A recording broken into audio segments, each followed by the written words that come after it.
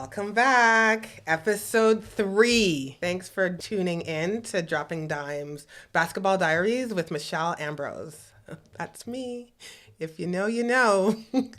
Anyhow, let's get into it. Allow me to reintroduce myself. You are now in the game with Dropping Dimes Basketball Diaries with Michelle Ambrose, giving you the good, the bad, and the full court press. A mother's love of the game while navigating her son through high school basketball, prep school, university, and beyond. Get ready. Game clock set. We about to tip off. The first episode, I discussed myself and basically what brought me to having a podcast and the journey I've gone with basketball and leading my son into playing at SMU as a D1 athlete. The second episode, for those of you who haven't already looked at it, episode 2 concentrated more on knowing Keon and how he began basketball. Let's kind of fast forward a little to him being in high school. So this is kind of like a continuation. So Keon attended Notre Dame Catholic High School in Ajax, Canada. And he played for them for 2 years. And at certain points in time, this is when Keon started to really hone in on his skills and his ability to really perform on the court. So first year as a freshman, he was center and he did good. I had no complaints. His coach loved him. Easy, coachable guy he is. Second year, Keon had some challenges. What I will say is that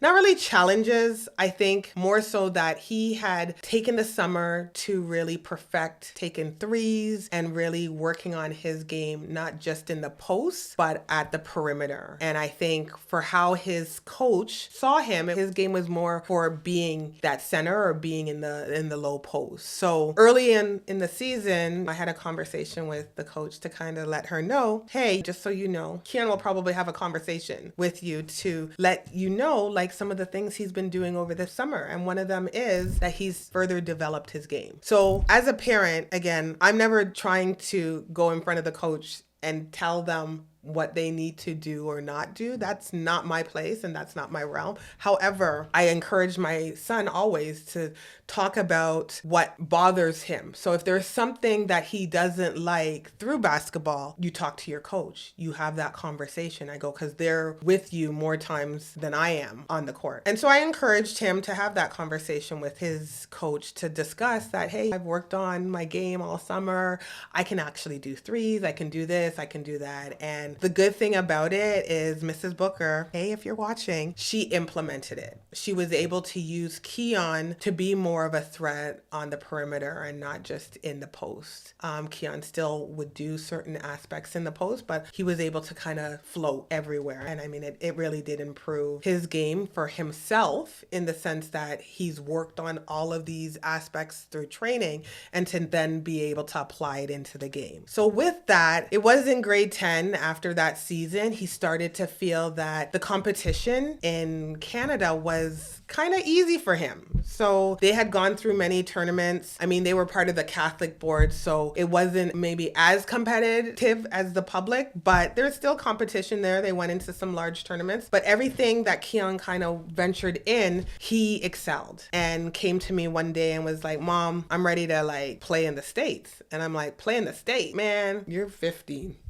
Like, where are you going? So, and I think it was a part of my like scares of, oh my God, how is this 15-year-old boy going to the States by himself? Like, that's a whole different aspect, right? I wasn't ready for. And I think at that time too, I was just getting comfortable with having this boy who I can like genuinely, I get excited when he was playing and I'm seeing the development, I'm going to his games. So for him to come out of the blue, and it wasn't really out of the blue, but for him to come out and be like, hey Mom, I'm ready. It was to look into what could happen to help foster that aspiration. So we went to North Carolina. He had been invited to the Chris Paul camp, invitational camp. We went out there and connected with a lot of good people. I believe that was such an overwhelming experience as a mother, venturing into it by myself, but made a lot of great connections. So he spent the day playing, practicing and training along with Chris Paul's camp. And then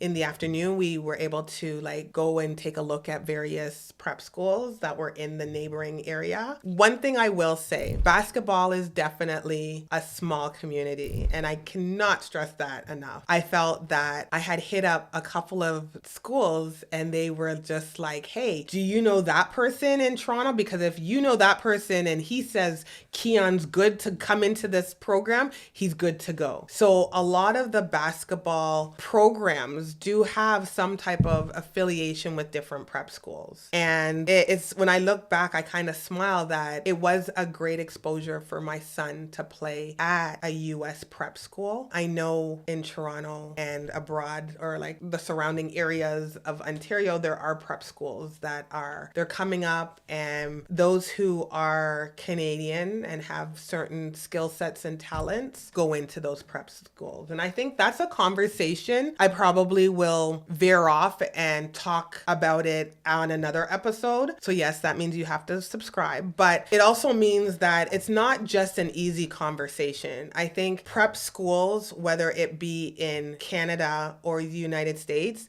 there's a lot of research that you as a parent need to do. And I was lucky. I'm definitely one of those parents that looked into everything. So I think when it came to the prep school, and his first prep school was in Chattanooga, Tennessee, I looked into it. I spoke to the coaches. He stayed with a host family. I spoke to them. I stayed with them. To this day, we still have a great relationship. When he then went to Cleveland, Ohio, and spent 2 years there, again, the same process was kind of in hand. It was to research, to understand what are we getting into, what are the dynamics, what do I need to do to help make sure he's successful academically, and just understanding kind of the landscape of the American kind of basketball road, right? So you as a parent, like there's a lot that you should question, especially if you're Canadian. Like I'm doing this for everyone. However, I'm gonna really talk to my Canadians because I feel like there's certain times and challenges you go through and you think it's a good idea to put your child in that particular situation. I'm just cautioning you to look into it. Whatever is glitter and gold isn't always gold, right? Like I know that I can kind of contest that there's been certain situations in my own personal life that has taken me kind of aback. But when it came to Keon and his basketball aspects, it's been a journey. It's definitely been a journey. And I wouldn't say that him going to one school over the next, or, you know, him going to one university, and it's the journey he had to go through. I strongly believe where my son is now, he had to go through the journey to get where he is. And I'll explain that more to you. But it's exciting. Like when your child gets recognized for his hard work and his academics are on par, that he's able to get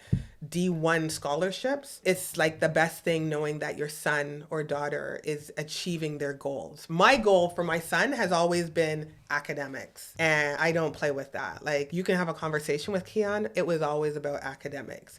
And even talking to the various schools, it was understanding what can my son, like it wasn't them picking what my son will be taking. It was me being able to orchestrate like, hey, my son wants to take kinesiology. Do you guys have that? And it's just something that, again, comes up when your child is aligning to basketball or aligning to the scholarship, and that process you go through. And you know what? It's not for everyone. So to be totally transparent, I was a stickler in academics because at the end of the day, knock on wood, I want my son, if basketball isn't going to carry you for 40 years, I need you to have a backup plan. And I want you to be successful, that you're able to take care of yourself and your family. So that's always my number one for him, right? His goal was to get the education as well. His other goal was to play successfully in an arena where he'd be able to develop his skills more, achieve his goals, achieve the ability to really drive and progress in that forum. But then it was also to get to the NBA.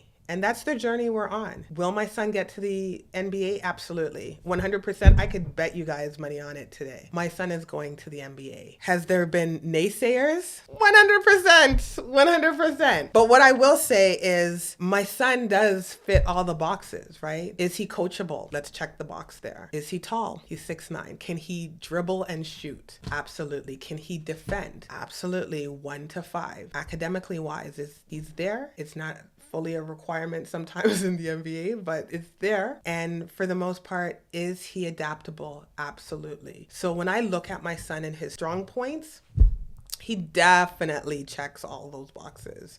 And it's his determination. So at the end of it, as I have always said, I never push my son. My son pushes and chooses to do what he wants to do when it comes to basketball. As noted before, my main concern was making sure that Keon had an education and that I was able to support that. He has a 3.0 GPA, doing very well. And as I said before, he's working on his master's. He graduated in May with a bachelor's. So I'm excited. I've fulfilled my role as his mother, and I will continue to be his biggest cheerleader. His now goal is to get to the NBA, and 100% he'll get there, right, son? So I'm definitely behind you on that, and it's the dedication, right? So one thing I will leave you guys with is that basketball is hard, right? I see what my son does. I see the early morning and you're getting up and you're training and it's 6:30. You're heading to the gym. You're working out for an hour and a bit. And that could be with a trainer. It could be solo. Then you're lifting some weights with your team. Then you're doing a little physio. Then you're going into basketball. So then you're going into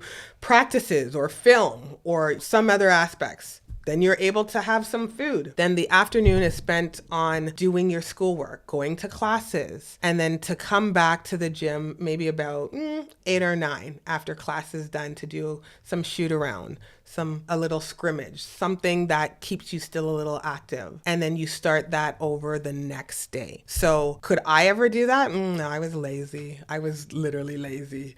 But to watch my son do it, I have to definitely tip my hat to him because it's phenomenal to see. And I've seen him do that for a good 5 years, unscripted. It's like clockwork. Like, hey, buddy, where are you going? I'm going to go to the gym. I'm going to go work out. And even when he comes home, there's no stopping, which I definitely enjoy. I like the fact that he still has that dedication, that coming home for holidays or certain periods of time, he's still putting in that work. So if you have that determination to be in the NBA, you will get there. I think it's pretty simple. The determination pays off with the work that you put in. But you also have to recognize that you're putting in not only the physical aspect of playing basketball, but also the academics, because the two of them go hand in hand when you're at a D1 level. There are some schools, academics is not as important, right? And as parents, you'll start to maybe see which ones are emphasized more on the academic portion. I was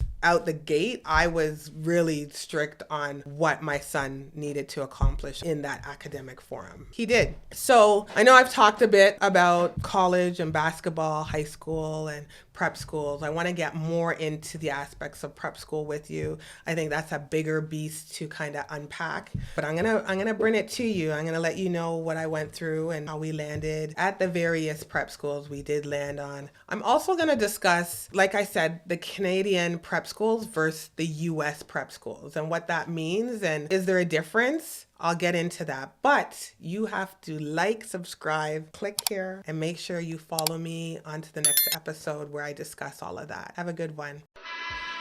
Thanks for checking out this episode of Dropping Dimes Basketball Diaries. The good, the bad, and the full court press. Make sure you like and share, and don't forget to subscribe so that you never miss an episode.